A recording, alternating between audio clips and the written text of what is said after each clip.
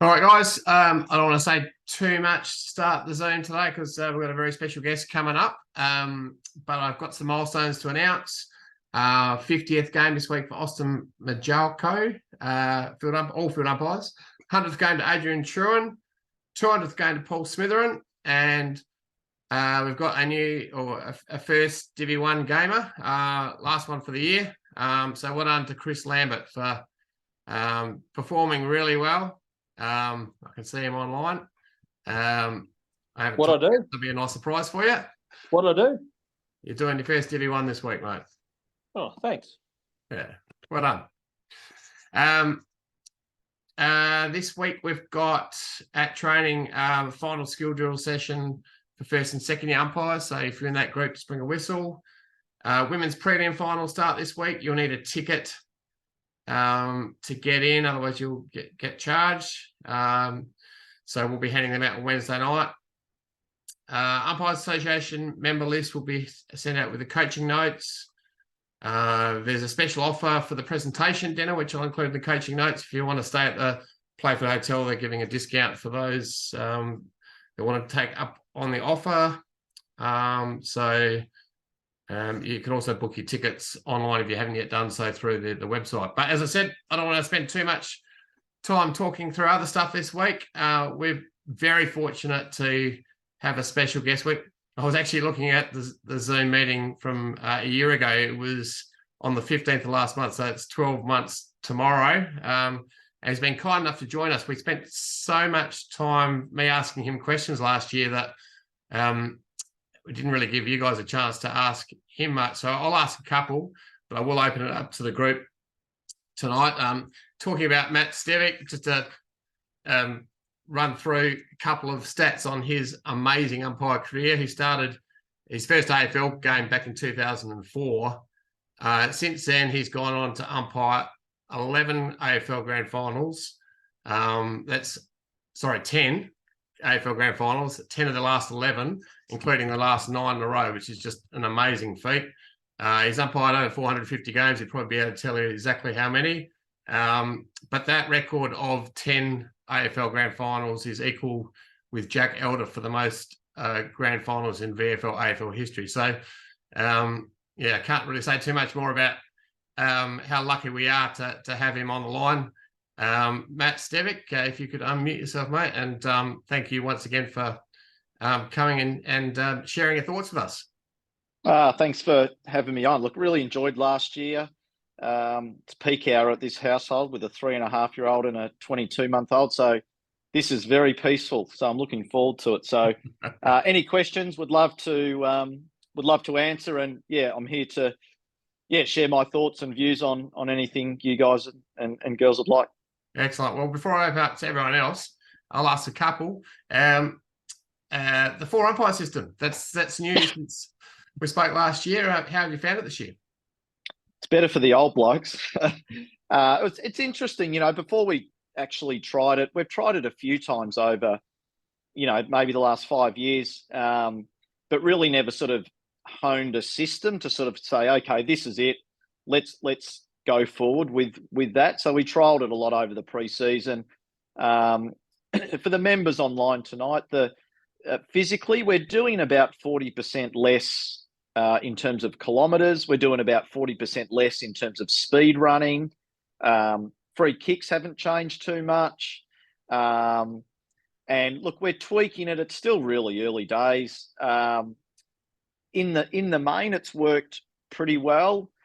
My personal view is at the moment, if anyone's been to any games or watched, is that far end zone umpire is essentially out of play. The direction is sort of to stay inside the 50, even though the ball might be up, completely the other end of the ground next to the point post. So I'm sure over time that might evolve, that they might allow us to drift up a little bit more, to sort of have some impact if, the ball gets kicked, out onto a wing and the other umpires are obscured or not in a good spot. But in the main, it's worked pretty well. The critical thing for us, or the thing that's challenged us, I think, is the clubs were it was sort of made fairly clear that we would be trying to stay out of the centre corridor as much as possible. Now, for all of us who have umpired one game, in the end zone, it's quite easy. You can sort of be out towards the boundary, but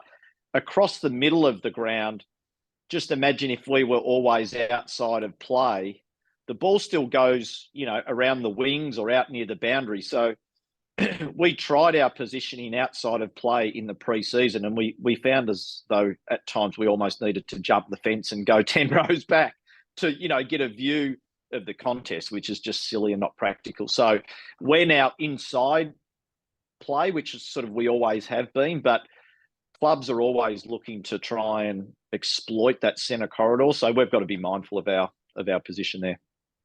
Yeah, when I hear people whinging about four umpire system, and people always have comments on it, I can relate to how hard it was in the three umpire system back 20 years ago when I had 3 years in the AFL system. And so 20 years later, the game's only got faster. To me, it just makes sense to have the four out there to reduce that physical demand, especially in the mid zone.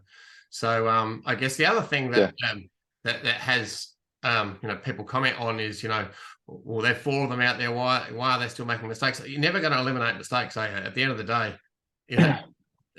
there's reasons why you don't get it right. No. And look, ultimately, and this applies to at all levels, or young kids or people, around finals time when, there's disappointment or excitement. I missed out or I got in, and I've been on all ends of those, over the journey. And so I go back and say, reflect on your year, understand there's going to be marginal calls that we're always going to get wrong. And even the best umpires will get blatantly obvious free kicks wrong. All I would say is probably the best at every level, just make fewer of them. And so we'll sit tomorrow night, Tuesday at coaching, and I'm sure there'll be some examples up there that we watched 3 times, and Brett Rosebery and Matt Stevic could debate, one saying it's a free kick and one's not. So, I think you got to embrace that. It's the grey nature of some of the rules, and sometimes it's good, healthy discussion. But at the end of the day, if you step back and say, try and get the very basics right 90 to 95% of the time, I think you're going to go pretty well. Just a question on the last weekend.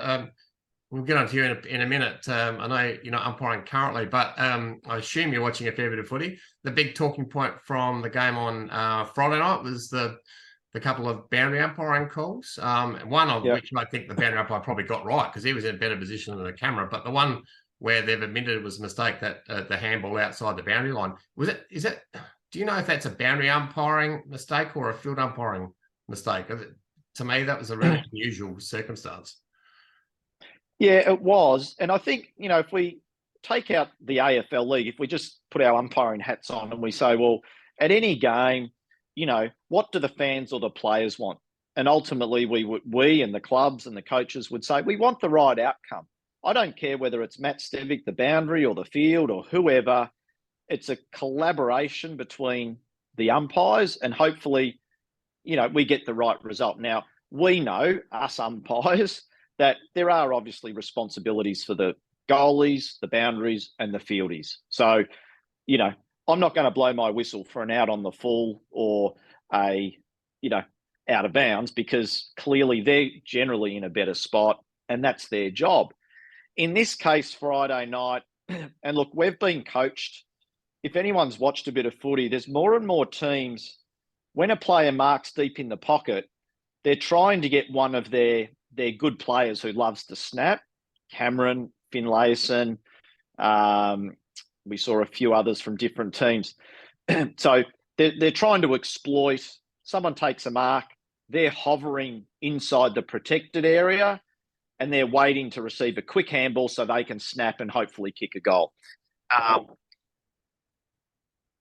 The scenarios we've seen, there's been a real delay in play. So players mark the ball, let's say 8, 10, 12 seconds has elapsed, and the player has then shot off a handball to a teammate who's in the protected area, and they've scored a goal. The direction we've been given is we're not to allow that. We are to blow time on and to reset the kick. A player, though, can, if he's outside the protected area, if I'm your teammate, Cole, and then I run into the protected area to receive a handball, as long as I don't run through the mark, our direction is that's okay.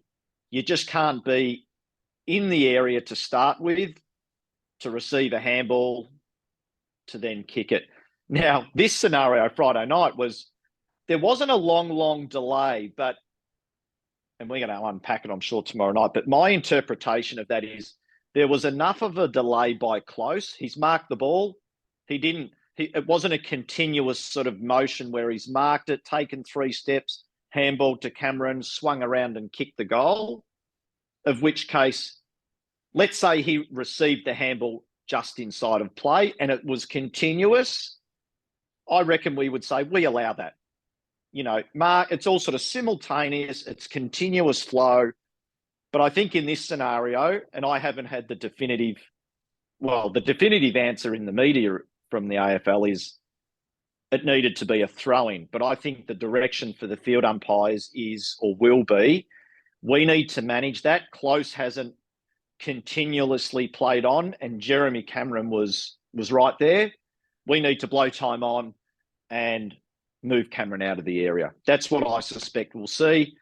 Very long-winded answer to your question, Cole. As for who's responsible, I put myself in Simon's shoes, but then in fairness also to the boundary. And if I'm looking at Close and Cameron got a handball from him a metre away, I know the precise time when I called play on. And hopefully in that case, because I'm really close to the man on the mark, I as the field umpire, would have a good sense of he's received the ball and he's over the line. In the boundary umpire's shoes is, of course, he's looking for, does he touch or take possession of the ball when he's outside of play? But he's so probably intent on focusing on that. Big crowd, lot of noise, my loud play on call, it might be really difficult to try and marry the two up. Does that make sense? 100%. Yeah. So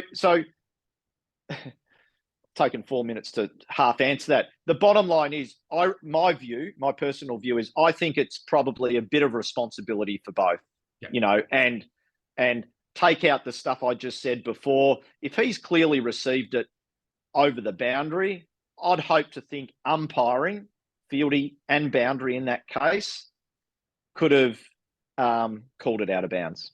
Yeah. I can't remember something like that happening before. I mean, this is what the game does. It throws up situations that, are so unusual and rare, and we get to talk about it. So again, I'm really conscious of the fact that I spent most of the time talking to you last year and not leaving it up to others to ask questions. But quickly, one of the beauties of the 4 umpire system, I think, is that individual umpires are less focused on. So the fact that we had you on tonight, I went back and had a look at what game you were on the weekend and realised you weren't umpiring. And then I went back the previous week and realised you weren't umpiring. Before the 4 umpire system, I think it would have been a lot more noticeable. But you haven't been umpiring for a few weeks. I take it you're injured. Is that right? Yeah, going under the radar with a dodgy calf. So round 17, I did a calf quite badly. I ran out the game, did it just on quarter time. And I guess the beauty of the 4 umpires, I was able to sit in an end zone, help the other 3 out, I guess. But yeah, hoping to get back for round 24, but we'll have to tick a couple more boxes first. Yeah, good luck. Yeah, thank you. Man's injury, hey? And speaking of which, now the 4 umpire system has come on. Have you given any thought how long that will, make your career go for? It's something that will allow umpires to umpire a lot longer than previous. Yeah, I don't have a fixed time frame in mind, Cole, but I think it does. You're right. It's as long as people have still the passion for the game and you're still performing, ultimately, regardless of age, if you're still doing a really good job or a good job that allows you to umpire, but absolutely, I think it'll extend all AFL umpires' careers as long as they're good enough for 2, 3, 4 more years. Absolutely. Yeah, great. Now, I know Mark Hill was keen to ask a question. Hill, you want to unmute yourself and you can be first. Came off the rank.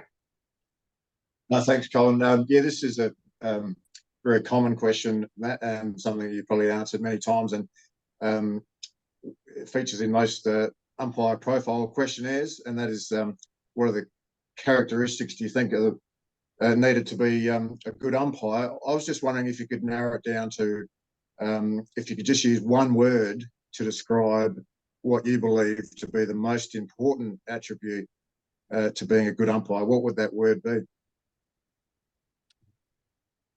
I think composure. I mean, composure relates to your ability to not intervene for 1 minute, 10 minutes, 1.5 quarters in terms of decision making, or ranting and raving, or sometimes you might lay 2 reports in a quarter, or whatever. But composure relates to so many things. Composure ultimately to pull the right rein or make the right umpiring decision, and be accurate with it. And so that could be when to opt in and say something to a player to pacify, when it might be just having the composure to listen to a player blow off steam and have a bit of empathy for that player. Composure to, not panic in the dying minutes of a close game. Composure to, if a guy gets his head ripped off and the score's a level and it's in the goal square, having the composure to still pay the free kick. That's our job, to enforce the rules. So I think that's a pretty broad, it's one word, but it applies to every aspect of our job at any level, I think. Nice. Thank you. That would be a good way to describe your strength too, I would say, Matt. Someone else want to unmute themselves and come and ask Matt a question? Rob Midland. Thanks, Matt. There was a game against Essendon a while back, and I think Simon Meredith may have been in charge, and he paid a free kick, and the player said that was embarrassing. And Meredith came back to the line, "Not for me," which I absolutely loved. I thought it was fantastic. Do you get away with comments like that, or would he have been told that it's not appropriate?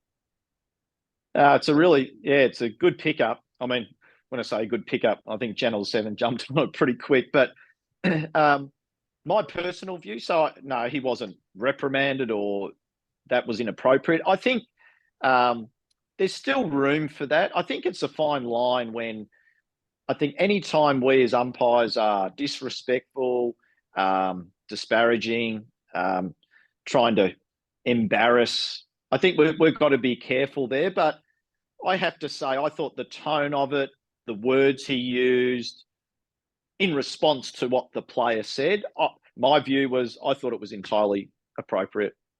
Yeah. Yeah, thanks. I totally agree.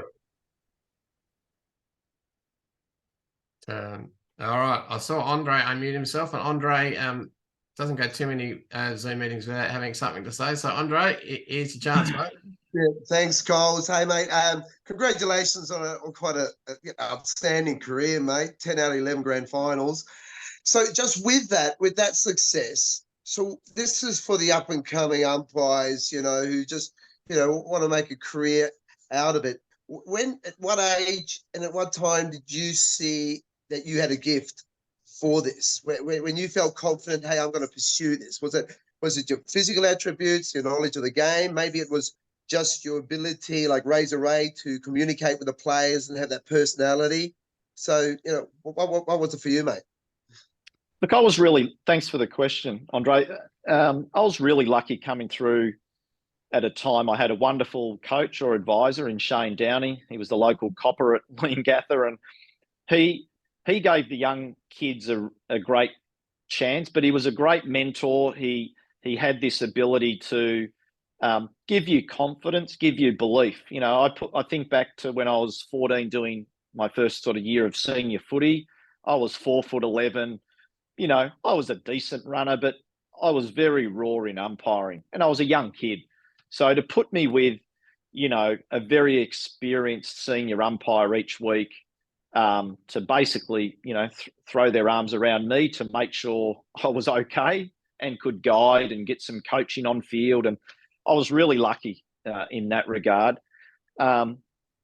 Shane, he inspired me. I've still got at home a little yellow bit of paper, which was how we got our feedback in the day, which said, you know, you've got some promise, and if you stick at this, you know, I think you could umpire AFL footy one day. Now, as a 14-year-old, just to see the three letters AFL sort of, you know, lit up my world a bit without knowing how hard the journey was to get there. But, you know, in terms of sort of what I've achieved, I put it down to, you know, it might sound a bit wanky for some, but I put it down to my mum, single parent, grew up in a commission home, saw how hard she had to work for everything in life. And so naturally that rubbed off on my brother and I. And from a very early age, you know, I was no good at English and maths. I was terrible at it, but I loved sport and I did all right at it. So I think just ingraining that hunger and desire to, you know, work your backside off to get things was a strength that mum instilled in me. And then to this day, I still feel, people sort of might find it hard to believe, but I still feel like I'm a bit of a student of the game. The game constantly evolves. I've never felt like I've raced ahead or got ahead of the game. It's bloody hard, and that's hard at all levels. So being open to learn, being open to not so much get better and better and better every week, but look at how other umpires approach certain situations, see how they manage it, reflect on that. How would I do it? What have I done in the past that might not have been as effective as what umpire X did? So I think just having that sort of curious mind and a desire to keep learning has allowed me to sort of just keep that hunger there, you know, to keep striving to be as good an umpire as I can. Excellent. Who's next? Mark Goods. Hi, Matt. I'm just interested in your interpretation on when a player gets tackled and has one arm free and elects not to get rid of the ball. Sometimes it appears they're penalised and sometimes it appears the umpires ball it up. What's your take on it? Yeah, it's a good question. I mean, it's and you know, we've got dangerous tackles and all sorts of things now, and prior opportunities reduced. But I mean, the rule is if the ball is not pinned, so they've had no prior opportunity, and the ball is not pinned, all they need to do is make an attempt. So if they're able to drop it and swing a boot at it, that's fine.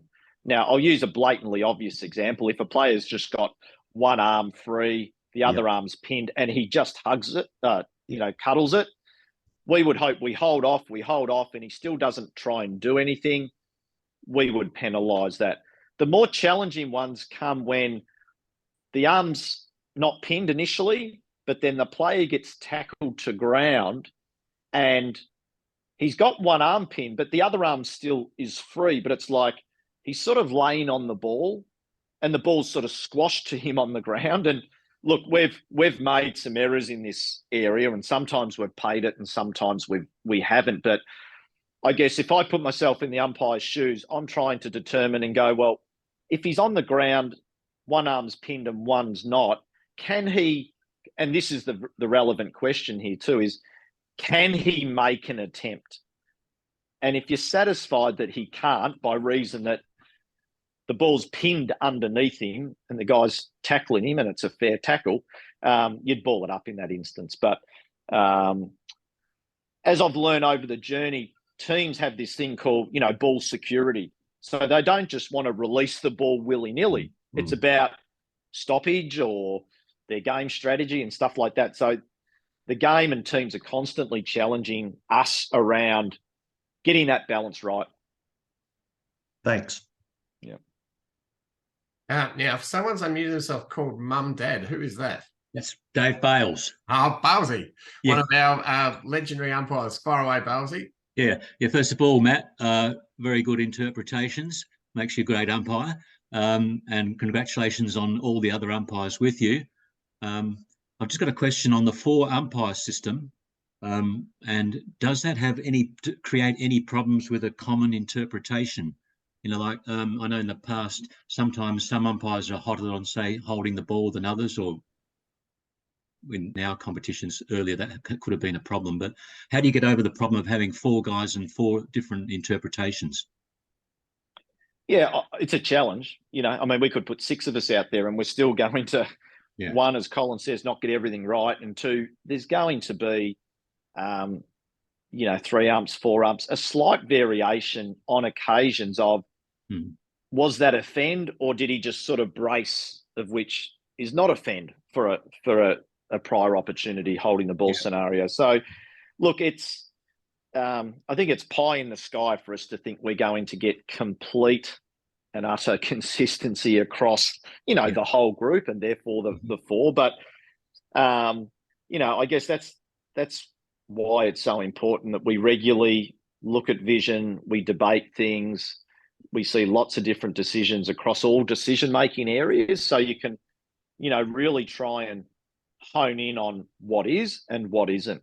And again, if we say, well, we're going to get some in that 60-40 range wrong just by reason of interpretation or maybe your obscured view or whatever, I think most of us can live with that. The challenge for us is when, let's say, I miss something very obvious, one part of the ground, and then a quarter later, we pay a correct one, that we might marry up and go, why has Stevic not paid a clear one there and Rosebery's paid one there? Yeah. And we know there, we go, Stevic's just made a mistake.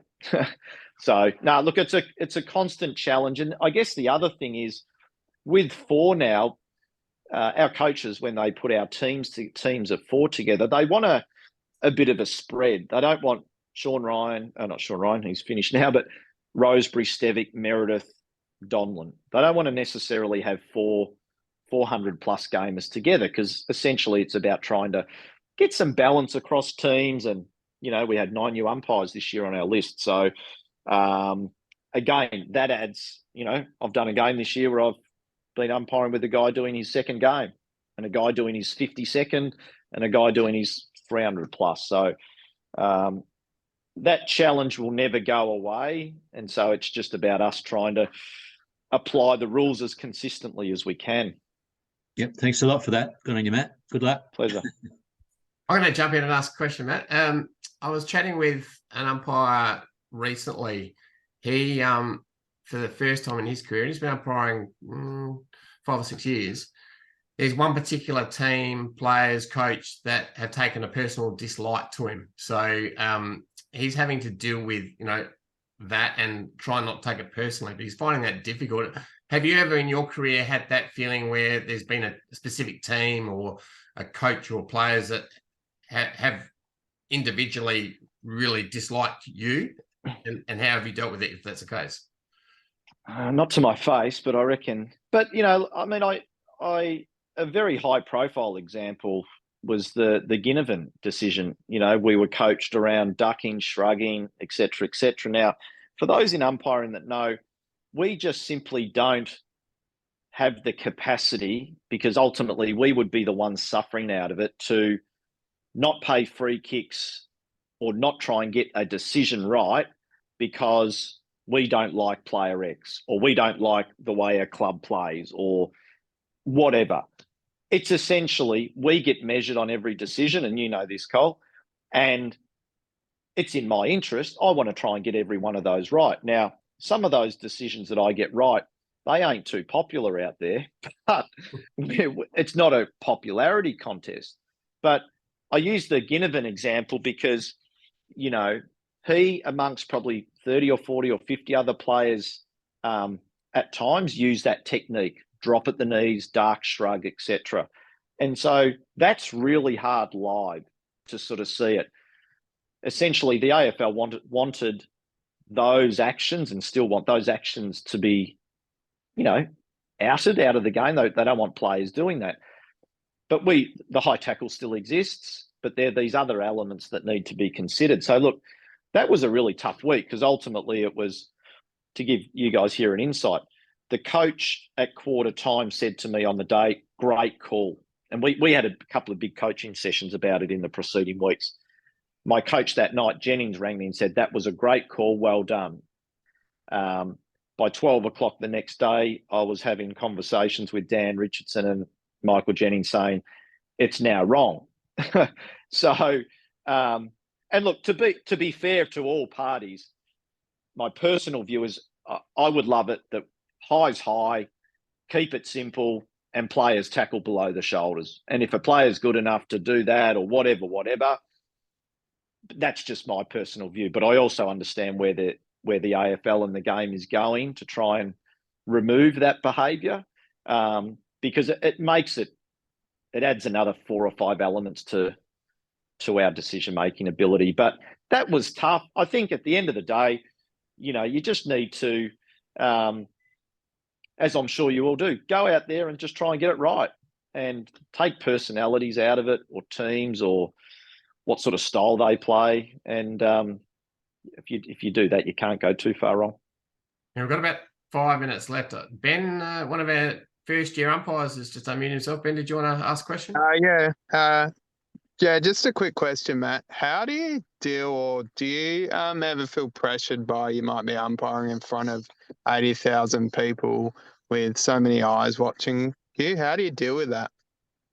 It's a good question. I think, look, over time, you just learn to, and I'll use a couple of, grand finals are a good example where the moment I start, if I'm at home on a Thursday and I'm thinking 100,000 are watching, it's going to get broadcasted everywhere, every outlet is going to watch, like there's so much, it's the biggest day in Australian sport or close to it, blah, blah, blah. That can get you pretty toey. But then, and I've experienced that many a times, for big games and whatever. So then I turn my focus and say, what's my job today? My job's about pay a high tackle, guy lands in someone's back, pay a free kick, quick play on calls, hold your vision after disposal, look forward vision to make sure backs and forwards are getting a fair run at the footy. So when I start sort of reinforcing that in my mind, and then even as I'm warming up, jogging around the ground, I'll just sort of, what's my job today? Do this. This is here. This is what I need to do here. You kind of forget about all the other stuff, the crowd, the noise, who's watching, how many are writing about the game, all those sorts of things. And so for me, it's just, I have learned the best way for me is shift your focus and focus on the basic tasks that you need to do for the game. And that removes a lot of the other nerves and that sort of thing. That's a perfect answer for, Ben, did you want to add something? No, that's a great answer. And just one last one. What's the favourite game you've ever umpired? It'd have to be Essendon Collingwood as my 100th game. Collingwood were, I think, 3 goals up with 3 minutes to play. The Collingwood fans on here would remember it, so would the Essendon fans. And I think Essendon kicked 3 in a row, started raining, won the game. Zaharakis kicked the goal. And I mean, I've never experienced the noise and the atmosphere that I did in those last 5 minutes at the G. Yeah, that was an amazing game. You've had some pretty other amazing games. Did you do the Carlton Collingwood last minor round game last year? No, I didn't do that one. No. The week before you had, maybe it was Carlton Melbourne. Yeah. Carlton Melbourne, yeah. Matt, the Zoom's about to run out. We're leading into finals. So your advice about what to focus on, when all this other noise is in your head is absolutely perfect advice for all the guys listening in this afternoon. Thank you so much for coming back this year to finish our conversation last year. Congratulations for everything you've achieved. Hopefully we get to see a few more years of you. We love watching umpire, and hopefully you come back strong from your injury at the moment. Thanks, guys. Good luck, and look forward to happy to make it more than a once a year thing. So look forward to chatting. Hopefully don't have too many greys next year. The kids are hard work. It's a good reason, a good reason not to retire, mate. Gets you out of the house for a couple of hours on a weekend. Yeah, very true. Very true. Take care. Thanks for your time. Thanks for the questions. Thanks again, Matt. It was absolutely fantastic. And for the rest of you, we'll look forward to seeing you on Wednesday. Finals have arrived, and it's all happening.